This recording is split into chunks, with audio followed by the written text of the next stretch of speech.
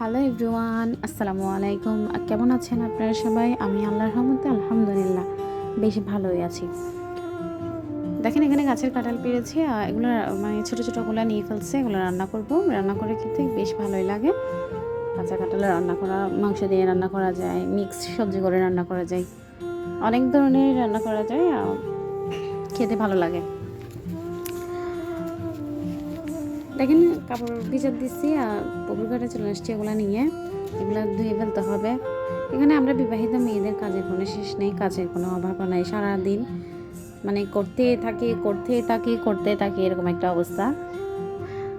যতই করি না কেন কাজের কোনো শেষ নাই। সকালে ভোরবেলা উঠে কাজ করতে করতে দিন কোন দিক দিয়ে দিন চলে যায় কে জানে। আসলে বিবাহিত মেয়েদের মনে মাঝে মাঝে এক বিষণ্ণতা এসে ভর করে।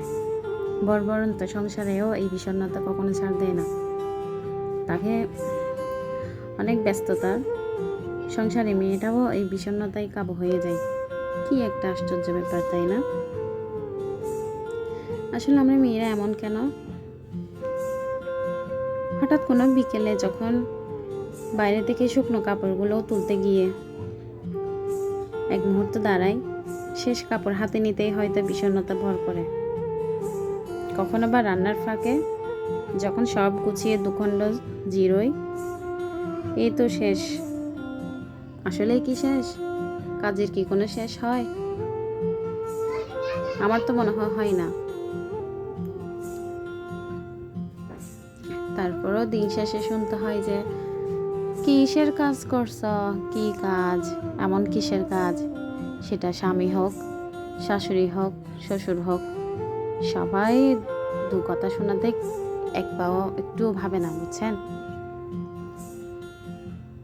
এটাই হচ্ছে কথা। দেখেন কাঁঠাল বিচি রান্না করতেছি, আর শুটকি দিয়ে আলু দিয়ে কাঁঠাল বিচি এগুলো রান্না করব। ফ্রিজ থেকে মাংস বের করতেছি, এগুলোই রান্না মানে আজকে তেমন কিছুই রান্না করতে ইচ্ছে করতেছে না। ফ্রিজের মাংস ছিল, গরুর মাংস, এগুলো গরম করে খাবো। বেশি কিছুই করব না, কাঁঠাল বিচি আর গরুর মাংস একটু ভর্তা করছি, সিম্পল কিছু দিয়ে খেয়ে ফেলবো আজকে। মানে ভালোই লাগতেছে না রান্না করার জন্য। আর আমার ব্লগটা যদি ভালো লেগে থাকে শেয়ার করবেন।